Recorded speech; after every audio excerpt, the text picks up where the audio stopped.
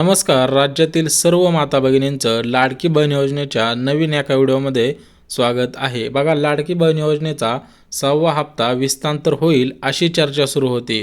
परंतु अचानक पद्धतीने राज्याचे मुख्यमंत्री एकनाथ शिंदे साहेबांनी मुख्यमंत्री पदाचा राजीनामा दिलेला आहे. तर या फोटोमध्ये तुम्ही बघू शकता, ऑफिशियल कोणत्या जरी चॅनलवरती गेलात तरी पण तुम्हाला राजीनामा दिलेला दिसून येईल. तर खरोखर बातमी आहे, तर काय बातमी आहे ते सुद्धा बघून घेऊयात. परंतु लाडकी बहीण योजना जी घोषित केलेली होती, जिचं 7,500 रुपये भरपूर महिलांना विस्तांतर केलेलं होतं, परंतु ही योजना निवडणुकीपुरती होती का यावरती चर्चा सुरू झालेली आहे. परंतु सविस्तर माहिती आलेली आहे, त्याच्यामुळे व्हिडिओ शेवटपर्यंत पहा. अगदी सर्व मनामधील प्रश्न असतील तर ते प्रश्नसुद्धा सुटून जातील आणि तुमच्या हप्त्याविषयी सुद्धा काही महत्त्वाची अपडेट आलेली आहे, ती सुद्धा बघून घेऊयात. बघा, सर्वात मोठी आताची चर्चेला उधाण लावणारी बातमी आलेली आहे की राज्याचे मुख्यमंत्री एकनाथ शिंदे साहेबांनी मुख्यमंत्रीपदाचा राजीनामा दिला. आता राजीनामा दिला तर राज्याचे मुख्यमंत्री हे 2.5 वर्षापासून राज्याचे मुख्यमंत्री एकनाथ शिंदे साहेब होते. परंतु आतापासून एकनाथ शिंदे साहेबांनी मुख्यमंत्रीपदाचा राजीनामा दिल्यामुळे ते मुख्यमंत्री राहणार नाहीत. तर लाडक्या बहीण योजनेचं काय होईल? ही योजना कोणी सुरू केलेली होती? तर एकनाथ शिंदे साहेबांनी लाडकी बहीण योजना 2.5 वर्षाच्या दरम्यान मुख्यमंत्री असताना सुरू केलेली होती. परंतु ही योजना पुढे सुरू राहील का यावरती भरपूर चर्चा सुरू आहे. मला मागाच्या दुपारपासून भरपूर कॉल आले, भरपूर मेसेज आले की दादा ही योजना सुरू राहील का? तर सर्वांना मेसेज करणं शक्य होत नाही, परंतु सर्वांना या व्हिडिओच्या माध्यमातून सांगण्यात येते की अत्यंत महत्त्वाची बातमी आहे. एकनाथ शिंदे साहेबांनी राजीनामा देणं म्हणजे सोपी गोष्ट नाही. तर एक गोष्ट लक्षात घ्या, पहिल्यांदा असा मुख्यमंत्री होता की त्यांनी एवढं महिलांसाठी भरपूर मोठी योजना सुरू केली आणि त्या योजनेचं 7,500 रुपये खात्यामध्ये सुद्धा जमा केलेलं आहे. तर निवडणुकीपुरती फक्त मतांपुरती योजना सुरू केलेली होती का? निवडणुकी झाली की लगेच एकनाथ शिंदे साहेबांनी राजीनामा दिला.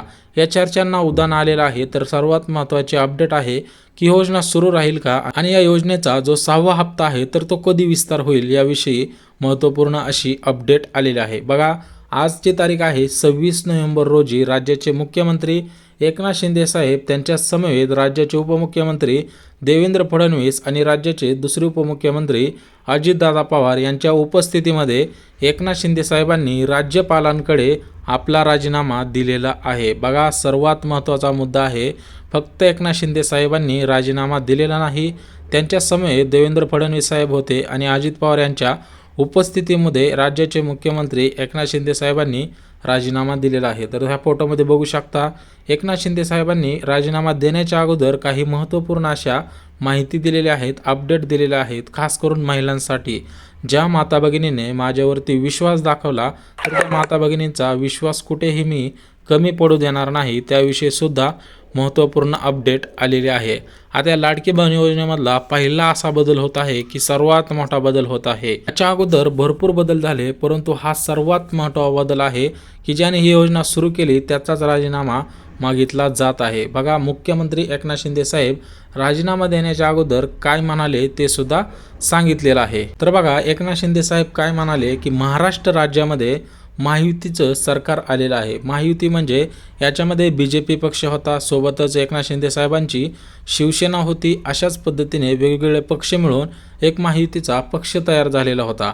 त्यामध्ये भारतीय जनता पार्टीला भरपूर मते मिळाली आणि भरपूर त्यांचे आमदार निवडून आलेले आहेत. बघा, एकनाथ शिंदेंच्या शिवसेनेचे 59च्या दरम्यान आमदार निवडून आलेले आहेत. त्याच्यामुळे एकनाथ शिंदे साहेबांना मुख्यमंत्री नियमानुसार ठेवता येत नाही. त्याच्यामुळे राज्याचे मुख्यमंत्री एकनाथ शिंदे साहेब काय म्हणतात की हा राजीनामा मी राज्यपालांकडे सुपूर्द केलेला आहे, मी त्यांच्याकडे राजीनामा दिलेला आहे, परंतु मी मुख्यमंत्री नसलो तरी पण लाडक्या बहिणींनी काळजी करू नका. बघा, महत्त्वाचं स्टेटमेंट आलेलं आहे की लाडकी बहीण योजनेमध्ये ज्या ज्या माता भगिनी पात्र ठरलेल्या असतील तर त्यांनी काळजी करायची काहीही गरज नाही, असं सुद्धा एकनाथ शिंदे साहेब मीडियासमोर म्हटले आहेत. बघा, हा महत्त्वाचा मुद्दा आहे की लाडकी बहीण योजना सुरू राहील का, फक्त मतांपुरती सुरू केलेली योजना आहे आणि या योजनेचा खरोखर भविष्यामध्ये 5 वर्षांसाठी फायदा होईल का, त्याविषयी सुद्धा महत्त्वाची माहिती आलेली आहे. त्याच्याच पुढे बघू शकता, राज्याचे मुख्यमंत्री एकनाथ शिंदे साहेब महत्त्वाचं स्टेटमेंट देऊन गेलेलं आहेत.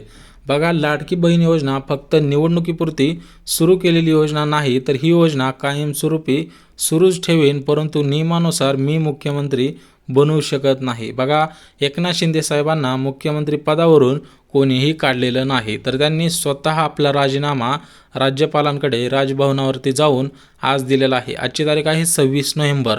तर ही राजीनामा दिलेला आहे. परंतु मुख्यमंत्री अन्नपूर्णा योजना असू द्या किंवा मुख्यमंत्री वयोश्री योजना असू द्या, तर या योजना कायमस्वरूपी सुरूच राहतील असं सुद्धा त्यांनी सांगितलेलं आहे. सोबतच लाडकी बहीण योजनासुद्धा सुरूच राहणार आहे. जोपर्यंत मी उपमुख्यमंत्री असेल किंवा नसेल तोपर्यंत ही योजना सुरू ठेवीन. म्हणजेच कार्यकाळ त्यांचा 5 वर्षांचा असतो, तर ही 5 वर्ष योजना सुरू ठेवीन ही गॅरंटी मी तुम्हाला देतो. बघा, तुम्हाला जो 6वा हप्ता सांगण्यात आलेला आहे की तो 2100 रुपयांचा.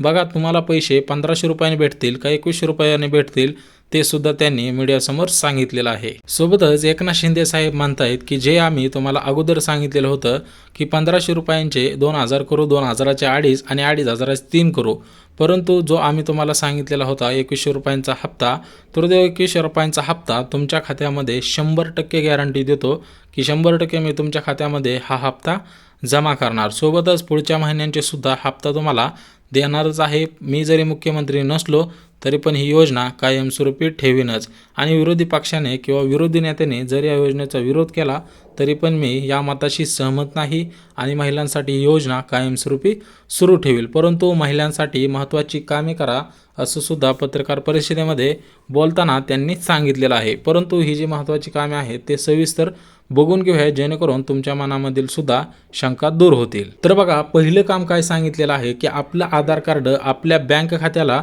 लिंक करून घ्या. आता हे लिंक कोणी करून घ्यायचं आहे की ज्यांना मागचे पैसे मिळाले नसतील, अर्धवट पैसे मिळाले असतील, तर तुम्ही आपल्या खात्याला पूर्णपणे आधार कार्ड लिंक करून घ्यायचं आहे. सोबतच आपला फॉर्मसुद्धा पात्र आहे का किंवा अपात्र आहे यासुद्धा गोष्टी लक्षात घ्यायच्या आहेत. आणि जर काय अपडेट करायचे राहिलेले असतील तर अपडेटसुद्धा करून घ्या. परंतु ते बोलताना असं सुद्धा बोलून गेलेले आहेत की ज्यांना संजय गांधी निराधार योजना भेटते किंवा श्रावणबाळ योजना भेटते, जी योजना तुम्हाला 2100 रुपयांपेक्षा जास्त पैसे देत असेल तर तुम्हाला लाडकी बहीण योजनेचा लाभ दिला जाणार नाही. त्यासाठी तुमचा फॉर्म अपात्र ठरवला जाईल. आता तुम्हाला ज्या ज्या माता भगिनी पात्र ठरल्या असतील आणि त्यांना 7500 रुपये मिळाले असतील तर त्यांना 6व्या हप्त्याचा विस्तार करण्याची तयारी सुरू झालेली आहे. बघा, DBT तयार होत आहे. 35 लाख महिलांच्या खात्यामध्ये 6वा हप्ता विस्तारित होणार आहे.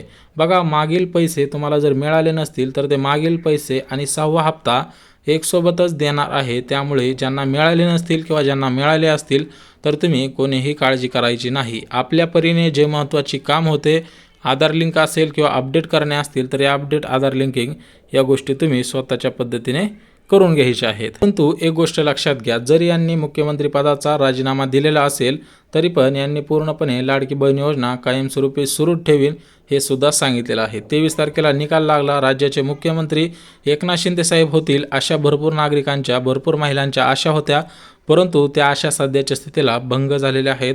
बोनसविषयी, लाडकी बहीण योजनेचा हप्ता असेल किंवा पंतप्रधान यांच्या निधीतून दिल्या जाणाऱ्या योजना असतील याविषयी सुद्धा महत्त्वपूर्ण अपडेट आलेले आहेत. त्याविषयी सुद्धा आपण उद्याच्या व्हिडिओमध्ये सविस्तर माहिती बघणार आहोत. जर मनामध्ये काय अडचण असेल तर कमेंटद्वारे विचारा.